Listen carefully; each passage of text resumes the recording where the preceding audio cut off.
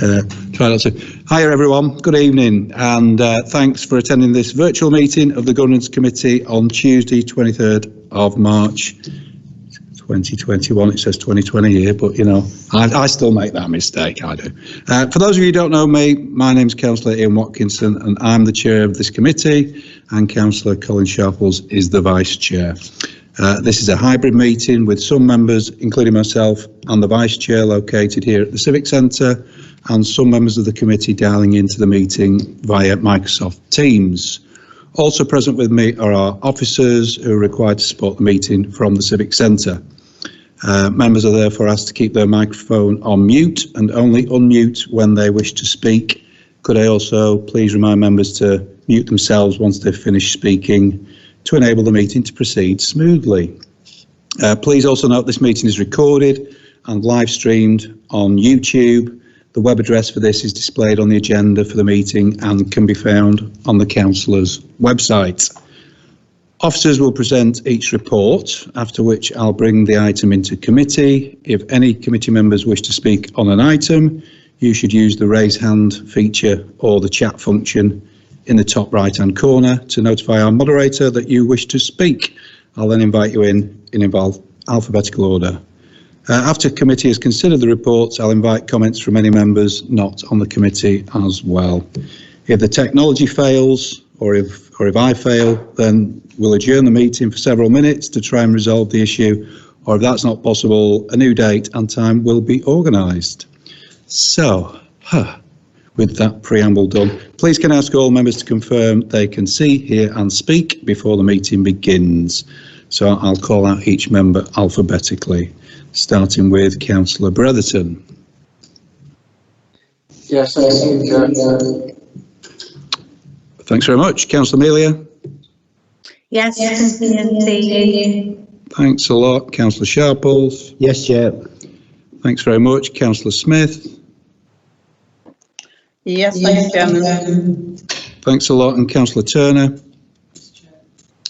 Thanks very much. And welcome to our external auditors. And for our first meeting, I think, we've got Georgia Jones with us from Grant Thornton, new to the committee. Welcome, Georgia. Thank you, Chair. And we also have Gary Hall. Thank you, Chair. Yes, I can see and hear you. That's all right. Chris. Thank you, Chair. Yes, I'm here. Welcome, James. Thank you, Chair. I'm here. Rebecca. Thank you, Chair. I'm here. Thanks a lot. Dawn. Yes, thank you, Chair. Thanks a lot. Darren.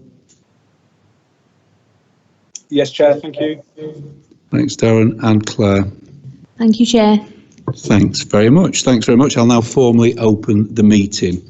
But before we proceed to business, I would like to draw attention to and pay tribute to Councillor Colin Clark, who sadly passed away recently. Councillor Clark was a diligent member of this committee and served on this council for many years, being first elected in 1997 to represent the Longton and Hutton West Ward. I know there'll be a lot more said at full council, but just to say that he will be sadly missed. And please can we hold a minute's silence in remembrance of Councillor Clark. Thank you.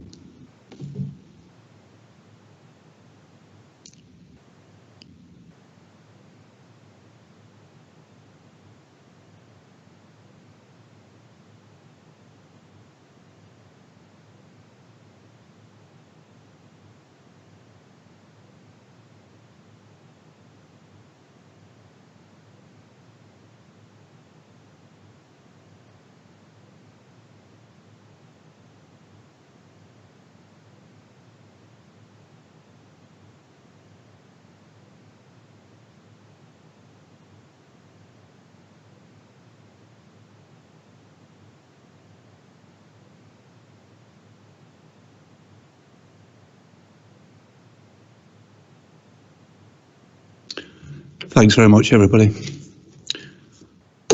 Okay, I'll now move on to the business outlined on the agenda, and item number 1 is apologies. No apologies received. Thank you very much. Moving on to item 2, declarations of interest. So if a member has a pecuniary interest, they're requested to leave the meeting completely rather than just mute their microphone. The member can then rejoin the meeting following the completion of the item in question. Does anyone have any interests to declare? No. Thanks very much. Moving on then to item number 3, minutes of the last meeting. I have the minutes of the last meeting in front of me for approval. Do we have a seconder? Seconded, Chair. Thank you very much. Sign those off and we'll move on unless there are any queries on the minutes at all. No? Okay. Thanks very much. We'll move on to item number 4, the annual governance statement progress report. You should have this and should be able to find this in the agenda supplement, agenda item 4. Chris is going to present this item. Thank you, Chair. Members have received update reports on the progress of the implementation of the annual governance statement action plan at previous meetings. This is the latest update for your consideration and information. You'll note from paragraphs 9 onwards, it lists the actions that have been completed that within the relevant timescales. This includes the amendment to the Council's constitution. There is a report on tonight's agenda to address amendments to the Council's financial procedure rules, which are also caught by that action. The Council have implemented a new business planning process for services. That is well underway, and in fact each service should have completed their draft business plans by the end of last week. The task in relation to the performance management framework and data quality policy has also been completed. The policy was approved by Executive Cabinet in November 2020. The organisational development strategy has been developed and approved, and the interventions contained within it, including the FLARE programme for aspiring managers and a new appraisal process, have both been introduced and are progressed. The communication strategy was approved by Cabinet in December 2020, and that action is now marked complete. There do remain, however, 3 outstanding actions from the action plan. The consultation framework and community engagement strategy was always due for completion in June of this year, and the preparation of that consultation framework document has now commenced. The monitoring of management actions on internal audit reports, this was deferred until after the appointment of the service lead for audit and risk. You've mentioned Dawn's attendance today. I think this is her first formal meeting of the Audit Committee, Governance Committee. I can confirm that Dawn's well underway with implementing these management arrangements, and we're going to use the Council's risk management grace system. That is progressing, and in fact principles are being proposed at this meeting for how that can be progressed and implemented. So that's the update, Chair.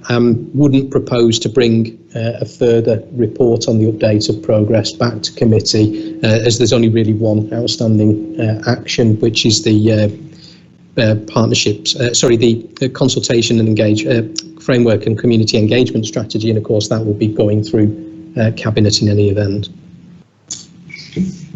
Great stuff. Thanks, Chris. Any questions on this item from members of the committee? No. Members not on the committee? Okay, thanks very much, and thanks for that, Chris. We move swiftly on to item 5, and this is Dawn, you're up. And this is the internal audit plan 2021 to 2022, and you should be able to find this on page 9 of your agendas. Dawn, over to you. Thank you, Chair. And welcome. Thank you, Chair. So the report you have before you today is the internal audit plan for 21-22. This has been compiled following a comprehensive risk review of all the council services and one-to-one discussions with each director. As the report states, the risk assessment takes into account a range of risk factors which can affect systems and processes, and these include changes to processes, changes to key personnel, the length of time since the last review, and if there are any known issues within a service area. As members will be aware, the Internal Audit Service had quite a turbulent year last year, so due to the pandemic, so it was no surprise really that the audit plan for this year was heavily oversubscribed. Following discussion, it's been agreed that all the reviews highlighted from the risk assessment should be completed and that additional resource was required for us to complete this. And we're now currently recruiting for 2 additional auditors, which we will need to complete this challenging plan. All the reviews included in the plan are detailed in the report and also Appendix A, along with the quarter in which they're expected to be completed and the estimated number of days for each review. The plan consists of both risk-based reviews and compliance reviews, and it also contains a considerable number of days for COVID assurance work, and this will consist of providing post-assurance to the government for the grants which have been paid since the start of the pandemic and are still continuing. We will also play an advisory role if any new processes are still to be set up as a result of COVID. Outside of the plan, it's not detailed within the plan because it's on our non-chargeable days. The Internal Audit Service is seeking the reaccreditation of the ISO 9001 Quality Management System. This was an accreditation that the shared service held for over 9 years, and we are confident that the service can be reaccredited before the end of the calendar year, and I will keep the committee informed of progress against this. Moving further down the report to page 12 of your pack, I've detailed how I intend to report progress against the plan to the committee. So for 21-22, we are going to do it slightly different as a result of COVID and the impact it's had. So for 21-22, our first interim report will come back to the committee in May, and then September and January. And then next May, we'll bring the full annual report. Hopefully from 21-22, from 22-23 onwards, it's anticipated that hopefully the situation will have normalised and that the first interim report will come to the committee in September and then January. I do appreciate that it does seem like a considerable length of time if you approve the plan in March, April time, and then it's September before you get your first report. However, I can provide you with the assurance that if we carry out any reviews that are awarded a limited assurance rating, a copy of the report will be issued to the committee as soon as it is finalised, meaning that the committee is aware of this in real time and there is no delay. Carrying on page 12, I've recorded details of the performance indicators and our targets, which will be used to show the progress we're making against the plan. And these will be included in each interim report so that members can easily see if we are on track to achieve the plan. Again, moving down is our Internal Audit Charter. This has been reviewed in accordance with the requirements of the Public Sector Internal Audit Standards and is attached at Appendix B. Finally, on page 13 of the report, I've provided for information for members guidance from CITFA regarding the Head of Audit Annual Opinion on Risk Management, Governance and Internal Control. CITFA have recognised that nationally many internal audit services may have been unable to deliver sufficient opinion as required by the Public Sector Internal Audit Standards. This guidance contains 3 potential scenarios where a limitation of scope may be applicable. As I mentioned, this is information at this stage and members can be rest assured that the internal audit team are currently working flat out and we are exploring all options in order to try and reduce the potential for a limitation of scope opinion. Thank you, Chair. I'm happy to answer any questions. Thanks very much, Dawn. That's brilliant, and thanks for all the hard work from you and the rest of the team. Any questions from members on the committee for Dawn? No. Members not on the committee. Okay, thanks very much for that. Oh, is there? You'll have to prompt me. It's Councillor Ogilvie, Chair. Thanks very much. Thanks, Councillor Ogilvie. Right, thank you, Chair.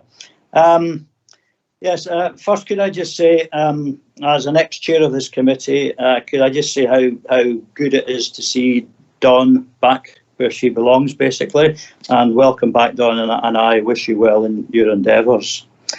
I've got a few bits of clarification I'm seeking though. On the list of audits planned for the next year, it mentions Section 106 agreements. Can you just clarify the sort of scope of that? Is that going to look at, for example, whether 106 money has been spent appropriately within the criteria in the legal agreement? So that's point one. Point two is regarding the overall plan. 499 days is a considerable challenging size of days. You've mentioned that you're now looking to recruit 2 new people to try and help you to achieve the plan. Could you just confirm at the moment how many people are actually in the team? And then that's going to be supplemented by these 2. And it also mentions that you may have to buy in resource. If you could give us some idea of, against the plan of 499 days, what's the sort of split between in-house resource and bought-in resource? And the final point I've got relates to the performance indicator targets. Percentage of agreed management actions implemented 90%. I'm wondering why that's as low as 90%. I just go back in memory to my own days as chair, when that regularly used to be between 95 and 100% for management actions implemented. So I'm just wondering where the 90%, what was the criteria between before you agreed 90%? Thank you. Thanks, Councillor Ogilvie. Over to you, Dawn. Thank you. I'll try and take your questions one at a time. So in terms of 106, it will be a risk-based review. So we will be looking at all within the risks within the whole system. So that will include collecting the money and how it is consequently used. So yes, that will cover all aspects of Section 106. Moving on to resources, the team is now fully resourced. So we have, including myself, we've got four full-time members of the team. We are, as we said, we're buying in an additional 2 members, but we will also buy in IT resource. So that in the plan there, that is a further 25 days that we will buy in, which again is increased this year because we're aware that no IT audits were undertaken in the last 12 months. So we've increased the budget for that for this year. Your final point about the management actions being implemented. In terms of 90%, it's basically, it's the industry standard really. It's that it's a little bit unrealistic to expect that 100% will be implemented because circumstances change. Now, if we can get everything implemented, that's an ideal. However, you know, many times systems change or processes change, or, you know, a better way of implementing it and mitigating that risk is identified. So we're aiming for 100, but 90 is our target for the time being. Thanks, Dawn. Is that all right, Alan? Do you want to come back on that? Yeah, no, that's fine. Thank you, Chair. Thanks very much. Any other questions from members not on committee? Chair, Councillor Phil Smith. Councillor Phil Smith.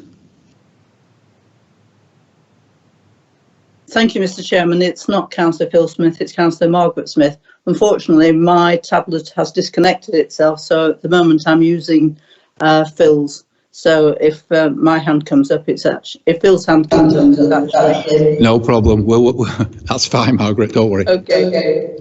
Thank you. First of all, could I welcome Dawn back? It's nice to see someone, a familiar face, and I hope that you will enjoy your time back with us at South Whittle.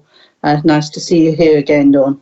I think it's a very comprehensive report. Forgive me if Alan has said something, because I was offline for quite a few minutes, but I think it's a very comprehensive report. I think it's very good to see the internal audit plan set out so clearly. I'm particularly pleased that we're going to do some work on 106, and I'm also pleased that we're going to revisit the health and wellbeing campus audit report as well. So I look forward to that. I thought the report, the Internal Audit Charter report, was very interesting. It's quite a good read, actually, which is something you can't often say about paperwork of that nature, but it was quite interesting. So thank you for that. I will continue to work under Councillor Phil Smith's name. Thank you. Thanks very much. So with that, I'll just double check that we haven't got any more comments or questions from members on committee or not on committee. Okay, in which case we do have recommendations, and this is an item that we need to vote on. So if I can just ask if anybody intends to vote against the recommendations. No, I'm not seeing anybody indicating, in which case we can declare the recommendations are approved unanimously. Thanks very much. Which takes us on to item 6, key contracts and partnerships framework approach. And I'm going to invite Rebecca to present this item. Thank you, Chair. So this report is for members to consider the proposed approach for the development of the key contracts and partnerships framework, and to also consider the next steps outlined as well. So as part of the South Ribble annual governance statement, there was an action to develop a key contracts and partnerships framework. The recommended approach will ensure a fit for purpose and robust and streamlined framework to monitor and performance manage key contracts and partnerships. The paper takes members through the proposed approach to the framework. So the key parts really to know are the aim of the framework, which will be to kind of differentiate the level of governance and risk management that needs to be applied to these proposed contracts and partnerships based on the following considerations, such as the impact on the council's delivery of strategic objectives, large reliance on proposed partners to deliver core services, significant financial value, the scale of human and other resources involved where that's quite large, lengthy timescales and significant degree of risk. Performance updates on these key contracts and partnerships will be taken through Cabinet annually to provide robust monitoring, which also include a financial assessment as well. And then for any proposals to enter into a new contract or key partnership will be brought through the annual governance statement to Cabinet, and control measures and governance arrangements should be set out in an agreement or contract as well. It's also worth noting at point 14 of the report, members can find the proposed key contracts and partnerships that will form this part of this framework and will be subject to this additional monitoring. Please note that the next steps will be drafting the framework and then bringing that back through governance and executive cabinet for approval. And also as part of this, there'll be a kind of initial position update on those key contracts and partnerships will also be included. So the report really just asks members to approve this approach. Also those proposed contracts and partnerships at point 14 and approval to proceed with drafting of the framework. So any comments or questions are welcome. Thank you, Chair. Thanks, Rebecca. Thanks very much for that. So with that, are there any comments or questions from members on the committee? Councillor Turner. Hi, a new face, so welcome. It's just an incidental question, really, which I just wondered about. Does the council have a register of contracts? I think as part of procurement, there will be a list of the key contracts that are in place. Yeah. Yeah, every single contract you have, it's on a database. Okay, that was it. Thank you. Thanks for that, Councillor Turner. Any other questions or comments from members on the committee? Chair, if I may, I'll just clarify that point. The council is statutorily obliged to provide that information on a register under the transparency regs. No, it's okay. I'm just letting the committee know. So yeah, that data is available and published. Thanks, Gary. So back to questions and comments from members on the committee. I can sort of see a hand up in the distance there. Yeah, Councillor Margaret Smith, Chair. Councillor Smith.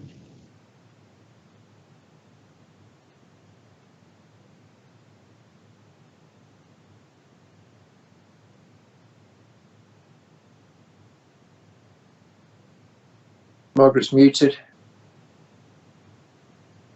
Yes, thank you, Mr. Chairman.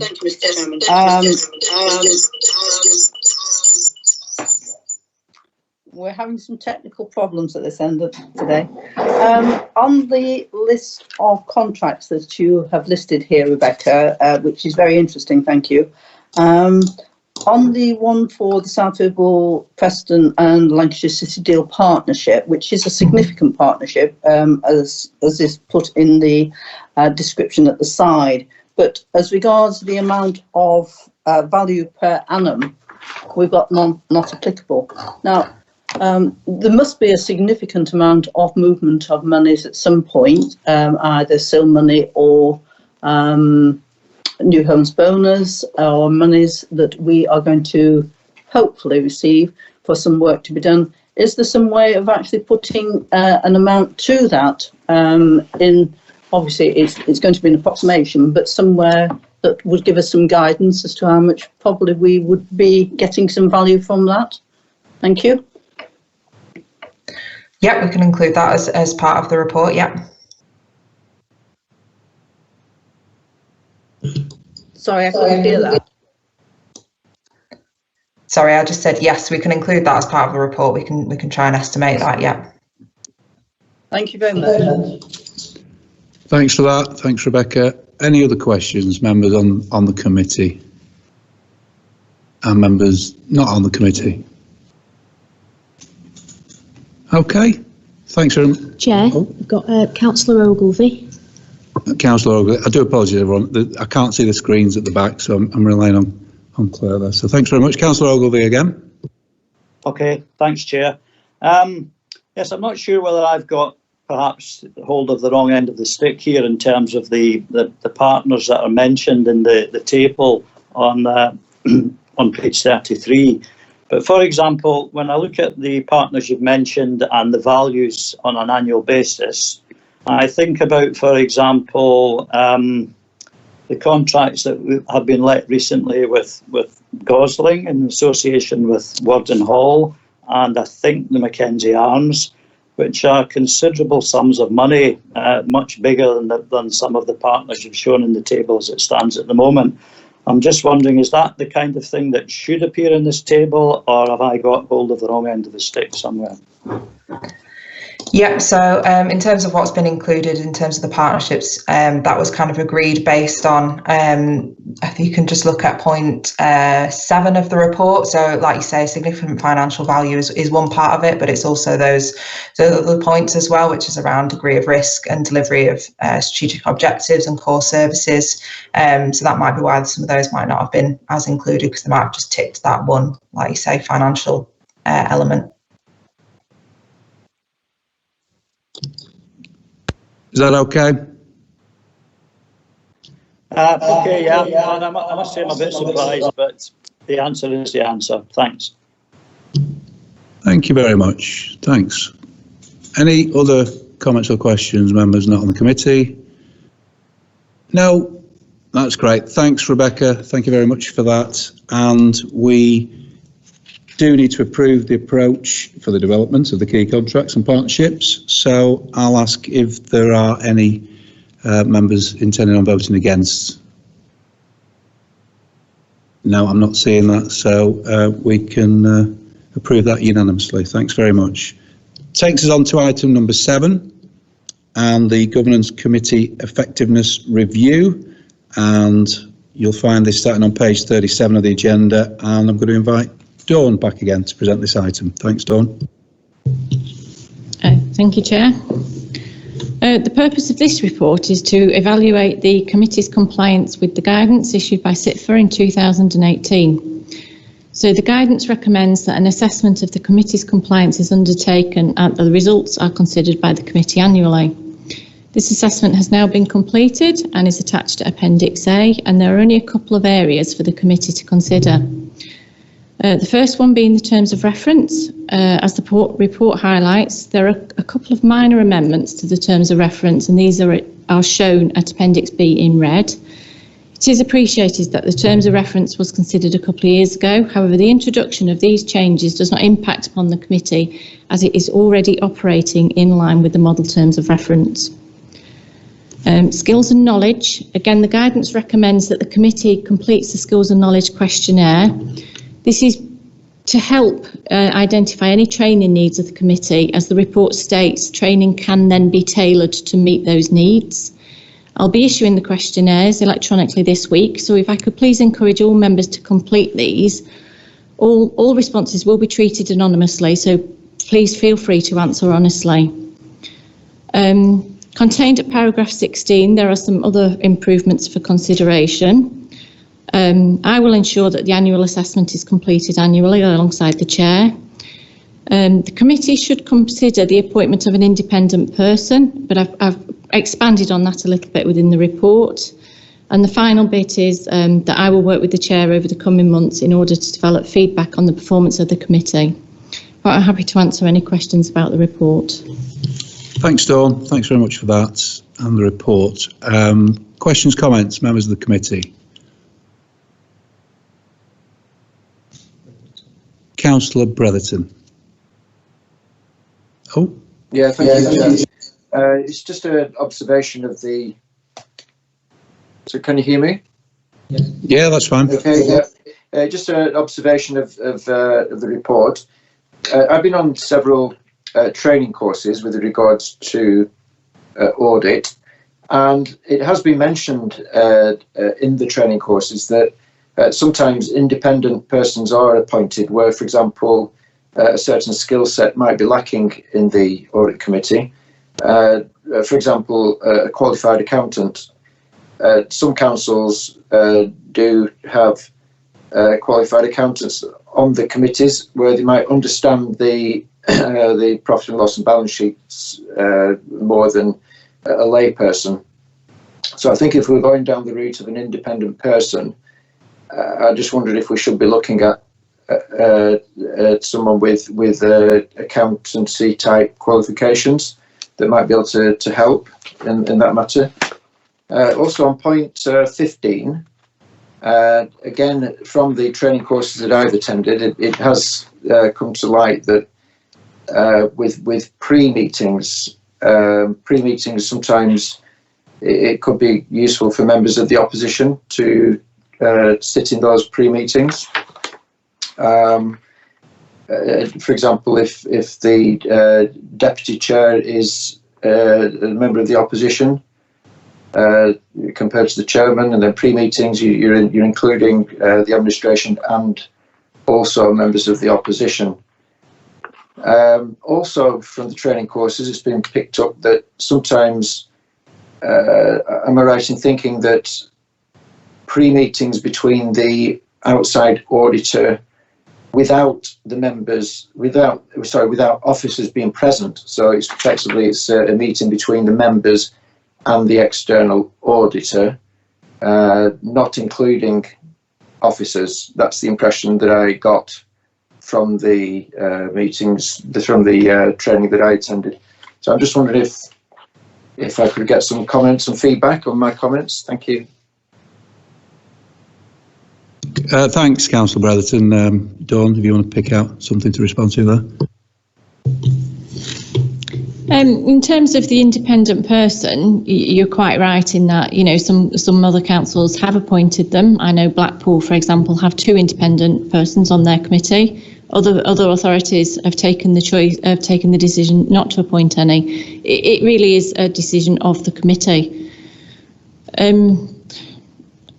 In terms of the briefings, I don't think I'm best placed, Chris. You might be better answering that than I am, to be honest. And Chris? Thank you. In terms of the briefings, I mean, we would, if any member of the committee wanted to come and discuss an agenda item ahead of the meeting, would happily do so. The formal briefings are there really around agenda management and keeping the chair and the vice chair up to date in order for the good progress of the meeting. It's not hidden briefings, if you like, as to issues that are arising in the council. It is just the content of the report.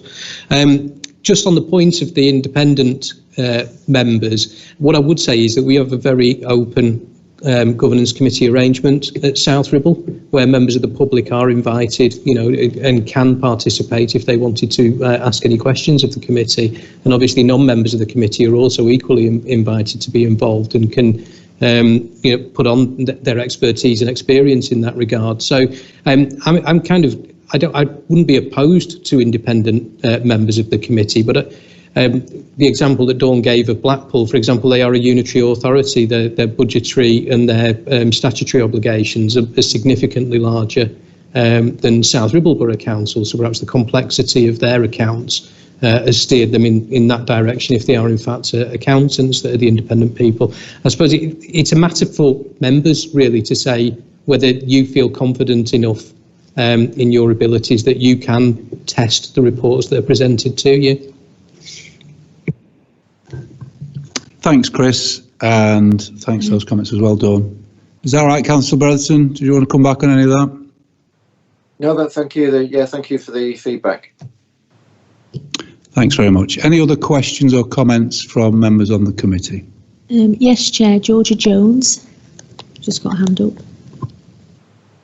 Thank you. If I may, Chair, I was just going to respond in terms of Councillor Brotherton's point around meeting the external auditors separately from officers. So that by all means, not all kind of councils or committees do that, but it's something that some committees, especially actually in the health sector, do. We have separate kind of private meetings with, it would be members in this case, or kind of NEDs and kind of, trusts. We are happy to do that. The theory behind it is that, we could have an open and transparent conversation, perhaps kind of raise things that we may not feel as comfortable raising in front of officers. My view would be that I would always be entirely comfortable bringing anything to the committee's attention, with officers present as well. So I don't think there's anything where, it'd be a very rare circumstance where we couldn't kind of just have that open conversation in the committee with both officers and members present. And if there was anything that we ever kind of felt that needed that kind of separate conversation, we could approach the chair first and then bring it to members' attention. But it's, technically good practice. But as I say, I'm quite happy to have those open conversations with members and officers present in committee. Thanks, Georgia. Thanks very much for that. Okay. Anybody else on the committee? Councillor Mrs. Smith. Councillor Smith. Thank you, Mr. Chairman. Just a couple of points. Quite interested in this independent person being on the, possibly being on the committee. I assume that independent person wouldn't be a voting member, or not, as the case may be. Perhaps somebody would give me some guidance on that. And the other thing, we were just talking about briefings as regards the chair. I think it would be a lot more equitable if the chair and the vice chair were briefed, and the vice chair was actually a member of the opposition. I think that would be a lot better for this committee if we had that equality like we used to have, where we had the one for the Conservatives and one for Labour, or vice versa. Thank you, Mr. Chairman. Thanks very much, Councillor Smith. On the vice chair issue, that is a matter for full council and noted in this meeting. Any other comments from members on the committee or not on the committee? No, thanks very much. Councillor Ogilvie. Councillor Ogilvie, everybody's helping me out. I can't see it. Councillor Ogilvie. Yeah, thank you, Chair. Just briefly to say that yes, I welcome this report, and in particular, as an ex-chair of the committee, the intention now for the committee to receive feedback on the value that the committee provides to the rest of the council. I think that'd be very valuable, and I think it'd be important that all elected members get visibility of the feedback that the committee receives. It may help to give all members a better idea of what value the committee actually brings to the council, rather than their eyes merely glazing over at the very mention of governance. Thank you. Thanks, Alan. Thanks for those comments. Okay, any other comments from members not on the committee? No, nobody's prompting me, so in which case there are some recommendations here, so it's same procedure. If anybody's intending to vote against, then if they can let us know now. No, in which case we can declare the recommendations approved unanimously. Thank you very much. Which takes us on to item 8, risk management strategy. Dawn. Again, thank you, Chair. The risk management strategy was last reviewed in 2018, and so in light of the recent organisational changes that have occurred, it was timely for us to undertake a further review.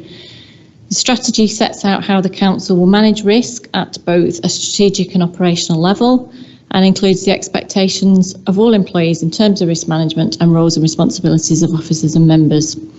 The Council does have a dedicated risk management system, and following the approval of this strategy, we will be offering refresher training over the course of the next month or so. I think it's fair to say we launched GRACE, which was the risk management system, a couple of years ago, and it stalled. The use of it has stalled, so we will be trying to pick that back up again and get it so that it's embedded fully within the Council.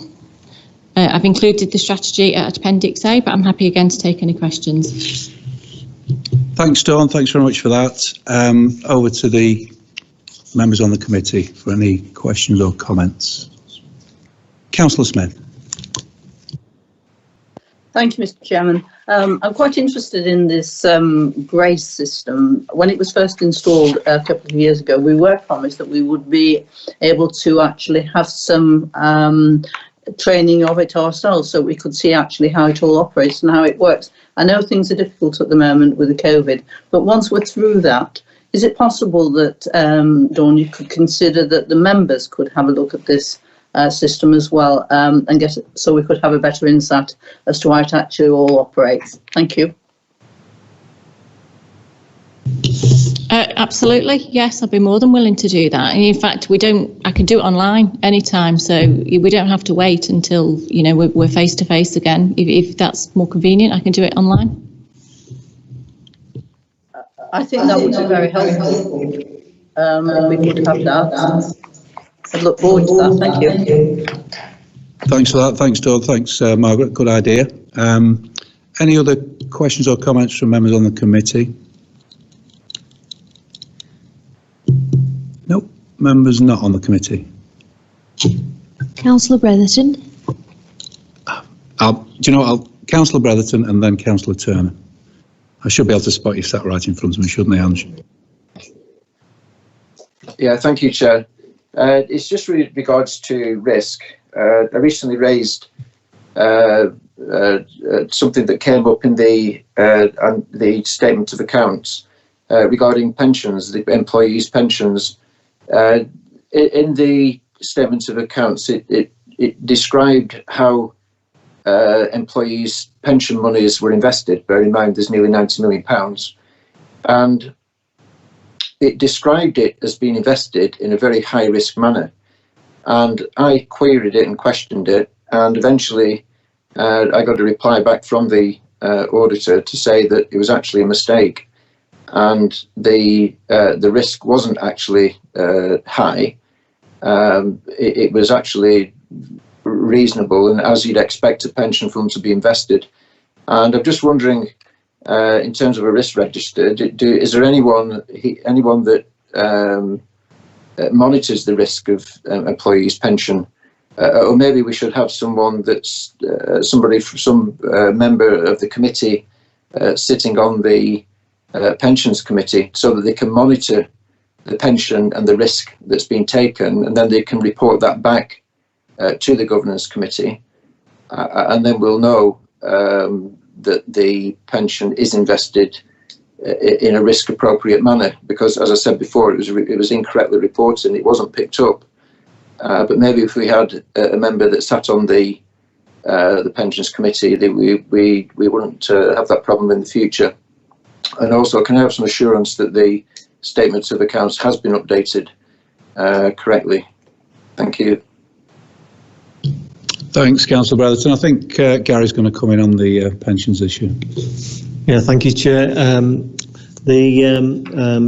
Each council, the Lancashire leaders, agree to a nominee in relation to representing Lancashire on the pensions committee.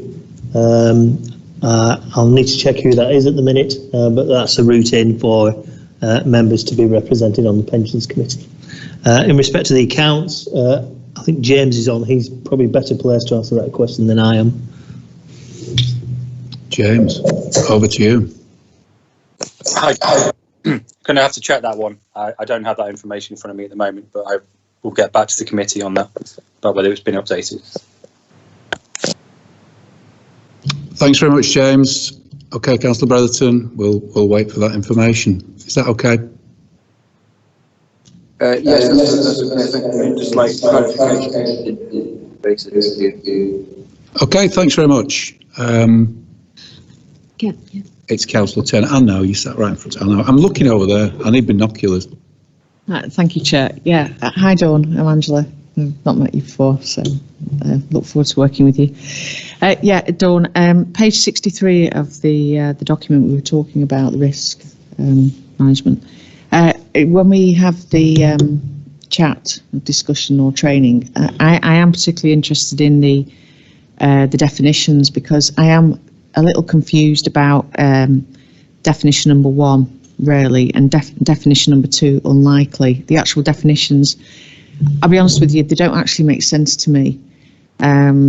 It sounds like something out of a sort of Yesminister sketch, but when you get something that says it could happen but probably never will, it kind of doesn't really make sense to me. I don't know if you've took these from a model from government, local government, but I'd like to perhaps explore or discuss that with you further. I don't know if it's me, but I find the two criteria definitions are quite confusing. They seem to counter question each other.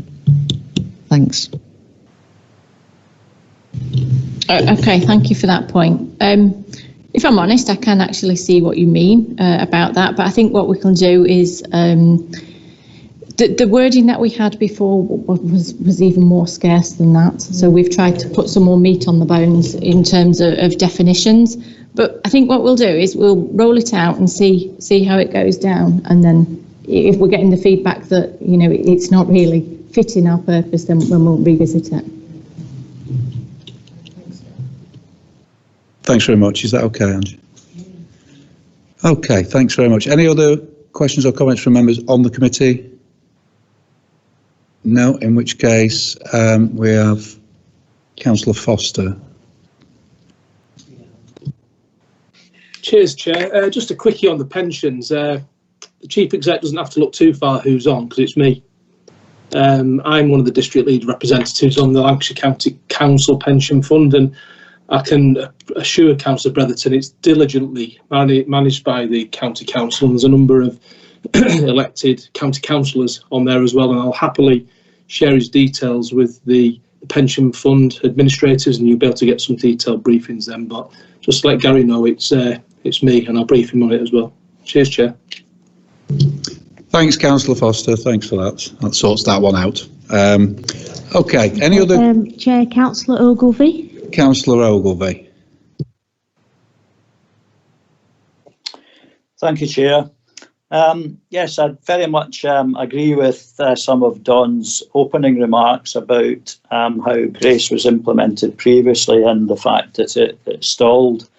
I mean, I can recall having the discussion with her that very much the implementation of Grace was all about a cultural change within the organisation, and how you get management who previously had no interest in risk management buying into the need and the benefits of risk management. So I was just wondering, on the back of that, is there something that we're going to do differently this time to try and get that embedded into the council? That's question one. Also on page 65 is a table that shows the frequency of review of risks, and I'm a bit surprised that red risks, i.e. very major red risks, are based on a 3-monthly review. Are there some other internal project team risk reviews that take place within that 3-month review period? Because I'm thinking in particular a fairly major project like the refurbishment of Worden Hall, to have a major risk review every 3 months, in my opinion, is totally inadequate. And finally, a very, very brief one. Just below that table, there's a mention of a corporate governance group. Could you tell us who and what that is? Thank you. Dawn? Okay, yeah, if I take again your first question about how we're going to reinvigorate risk management within the authority. It has to be, like you alluded to, a cultural change within the organisation. Our role is to ensure that directors and service leads have sufficient information to drive risk forward. So we will be training risk officers to populate the risk registers, and then the other side of it is the monitoring and reporting of it. So if we're not getting the data through, that will then become apparent within the reporting side. The reason why it stalled last time was purely because we'd set off on the journey of the reporting and monitoring, but we never actually got that through to completion. So that's where we need to get it through to this time, and you know that's what we will do this time. In terms of the monitoring of risks and the RED being every 3 months, that's the parameters that are built within the system. That does not mean that risks, in particularly project risks, should not be monitored continuously. It's just that after 3 months, if there is no activity on the system, an automated alert will be generated. But I would expect, and I would hope, that at the project team meetings, risk is considered each and every meeting. So you would hope you would never actually get to the stage where the automated alert is needed.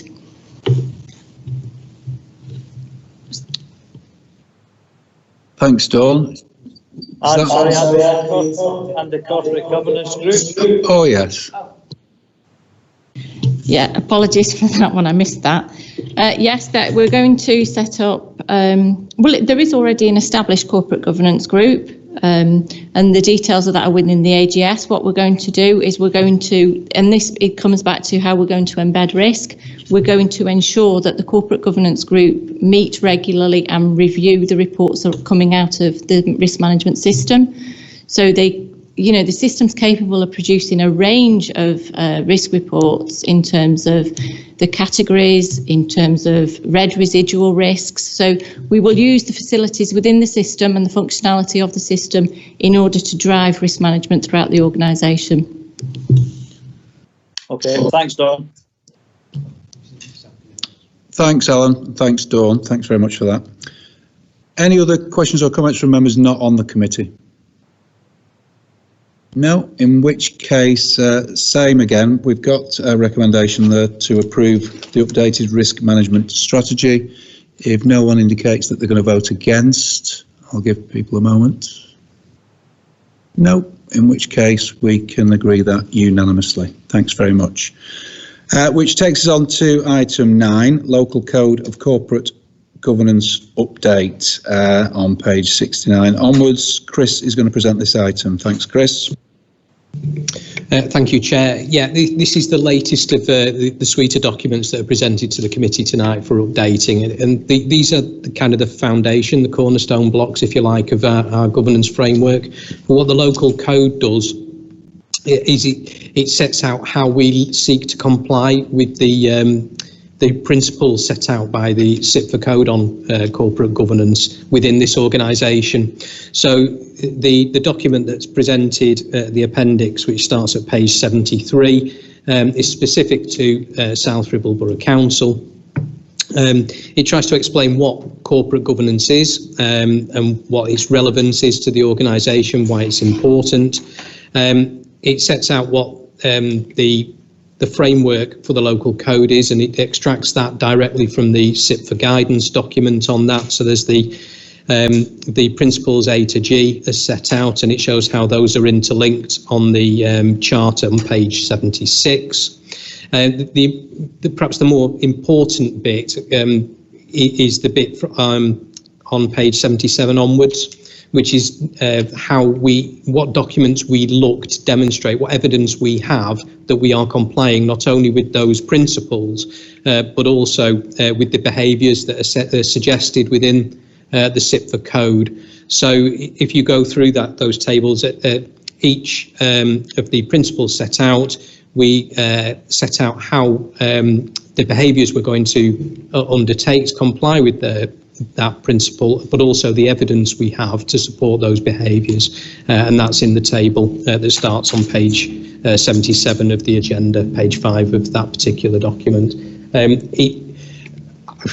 think I do owe an apology to members, because I have noted that the final page of that document has been inappropriately branded. It was an update, so this is taken from the earlier copy of the local code. I will make sure that if it is adopted tonight before it's published, I'll get the branding sorted. Thank you. Thanks, Chris. Thanks for that. Members of the committee, questions or comments? Oh, screen's gone off. One behind us is working all right. Any? No? Any questions? Councillor Turner. Thank you, Chair. Thanks for this, Chris.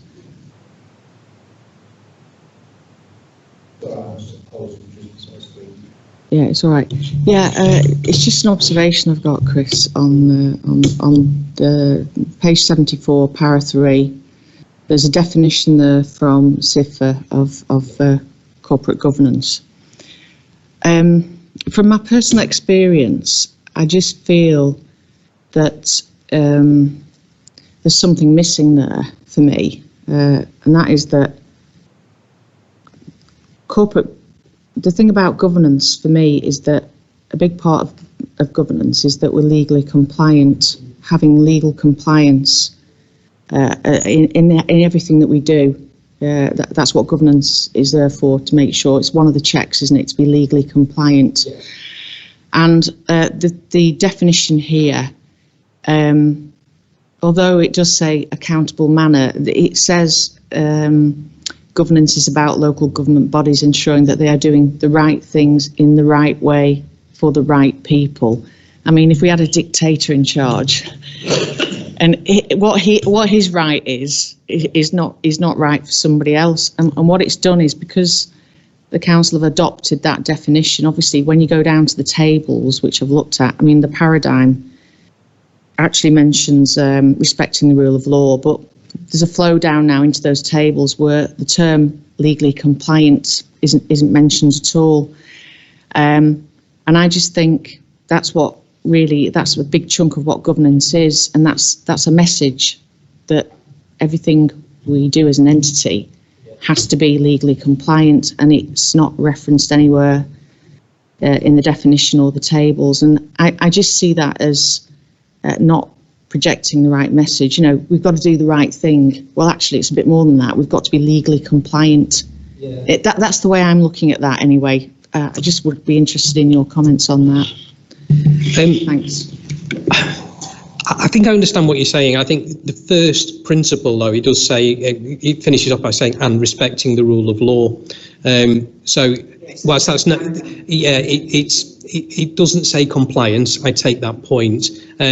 But we are obliged to act in a legally compliant, lawful manner. If we don't, we wouldn't be acting reasonably. So that causes a whole host of other issues. In part, that is my role as monitoring officer in relation to the governance framework.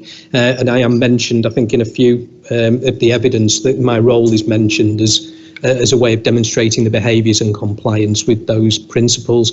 But I think the idea of the local code is to perhaps be a bit more user-friendly to the public. So it's a public-facing document, and I have tried to soften the start of it to be a bit more easier to access. The old version of this was something that I would quite like to draft. You know, it was very legally driven. It was very saying, this is the definition, this is the definition. I have tried to soften that beginning of it so that if a member of the public were to pick this up, they would get an idea as to what corporate governance means. in a context that is easier to absorb. I can certainly change the code. I can toughen it to make it more not transparent, but more apparent about reliance on the legislation. But I think as one of the ways we demonstrate compliance, we do reference compliance with legislation. So. Sorry, it's about councils doing things in a lawful manner, because some councils don't do things in a lawful manner or have had a history when it's happened. And I didn't really want you to move away from their definition, but maybe somewhere in the tables, you know, there's just no mention of being legally compliant to things, and I think that's a big part of governance. And yeah, you're right.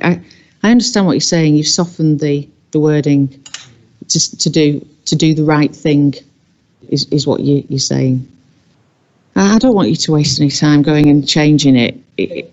I mean, obviously we've got to be legally compliant, haven't we? I just would have expected to see that in a definition, that terminology, but it's okay.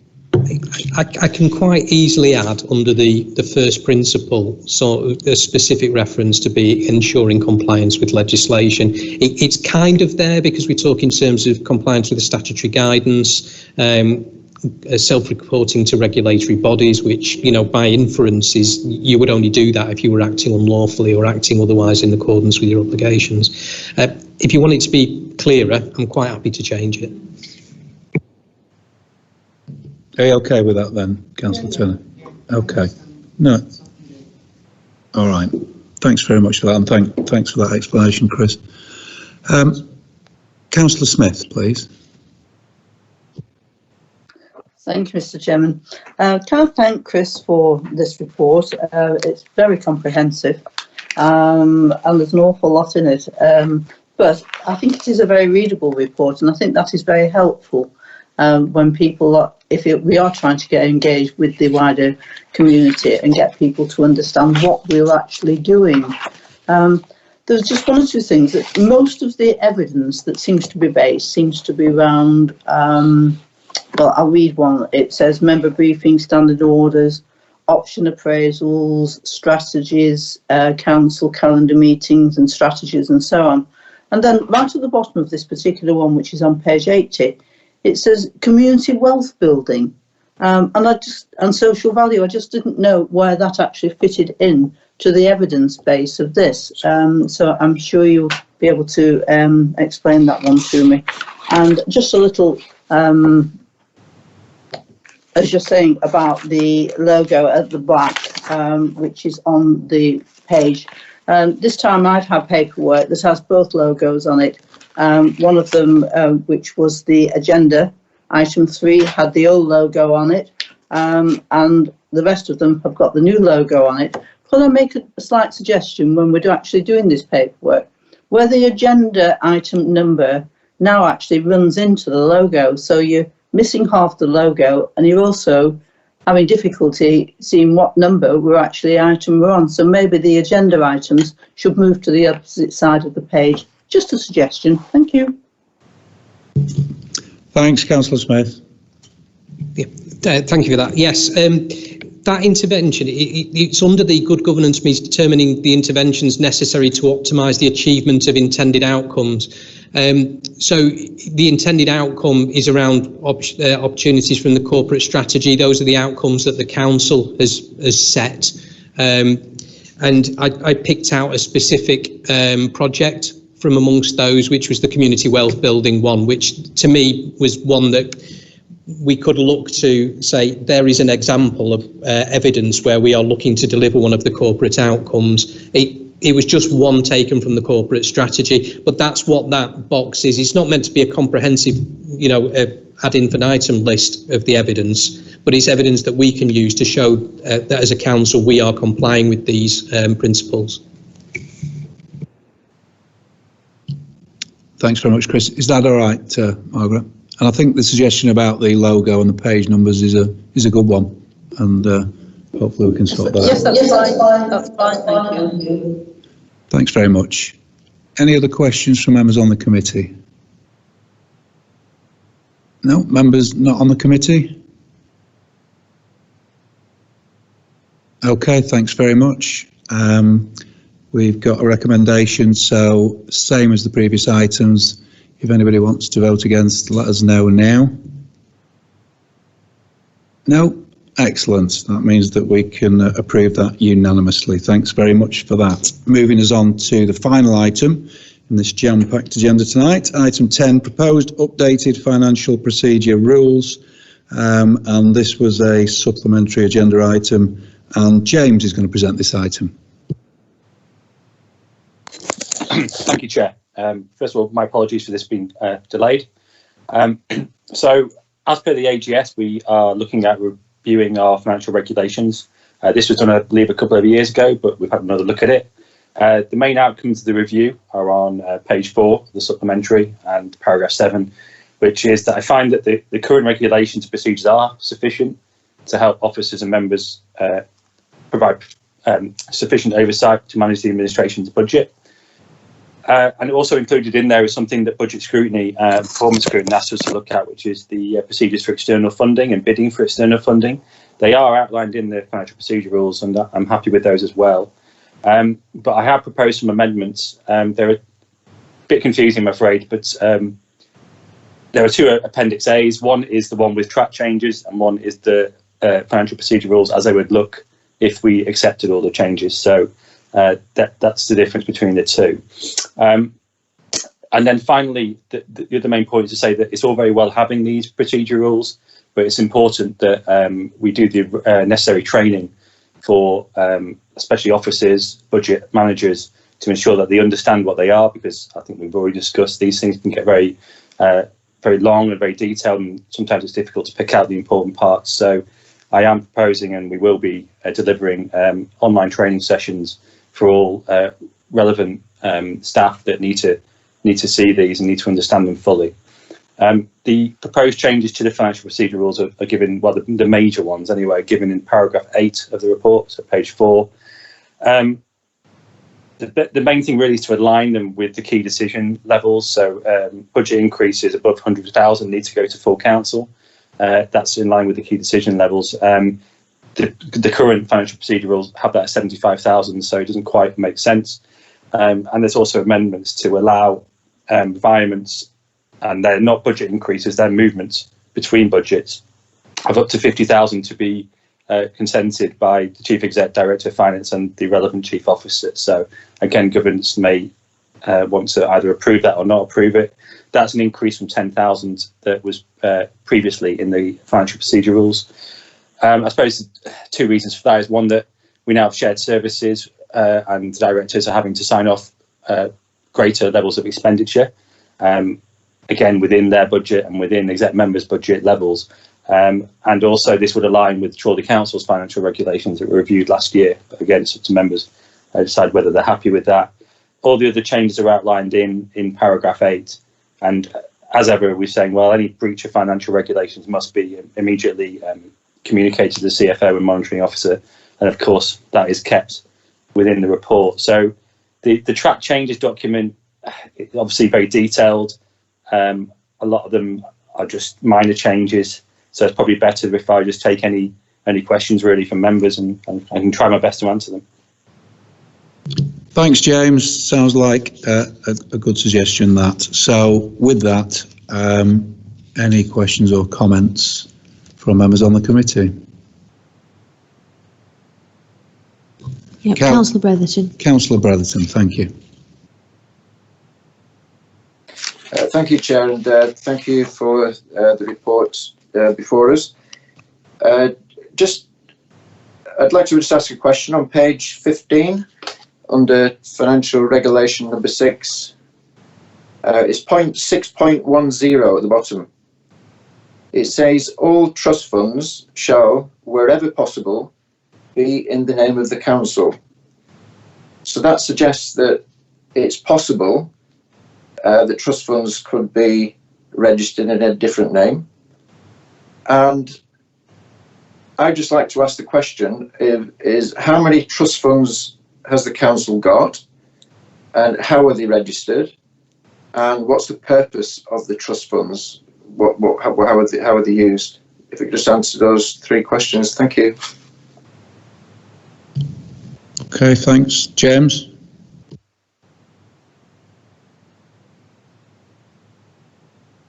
Thank you for that. I have to complain. I'm not too sure about the answer to that question. I don't have the list of trust funds in front of me, unless Gary does know, or I've seen other reports that have gone before governance. I would have to get back to you on that question.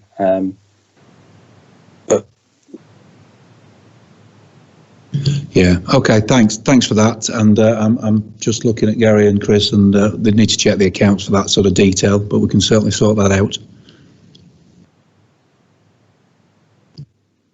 Okay. Any other questions or comments, members on the committee? Members not on the committee? Councillor Ogilvie. Councillor Ogilvie.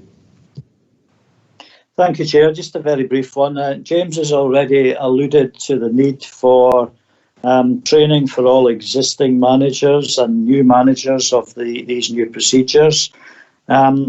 Can you give us an assurance that that training will take place before these new financial procedures are actually implemented? Thank you. Thanks, Colin. James? So depending on how the monetary officer feels about it, these will either be approved by himself or through council. We are planning to roll out the training between April and May on the learning management system that we've got up and running now for both councils. I think there will be a crossover where the new regulations will be brought in, and then we will have to train managers on it. So I can't promise that it will be done before they're brought in. I don't see these as major changes to the financial procedures, so I'm not worried by that. But no, I can't promise that they will be done before they're brought in.